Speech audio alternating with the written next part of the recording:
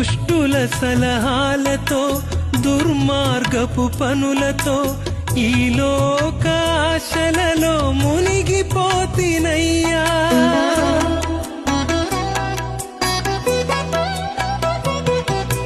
దుష్టుల సలహాలతో దుర్మార్గపు పనులతో ఈ లోక ఆశలలో మునిగిపోతినయ్యా. నీ సన్నిధి నుండి నన్ను గింటివేయకయ్యా, నీ సన్నిధి నుండి నన్ను గింటివేయకయ్యా. పరిశుద్ధ వస్త్రమును నాకు కప్పుమయ్యా, పరిశుద్ధ వస్త్రమును నాకు కప్పుమయ్యా.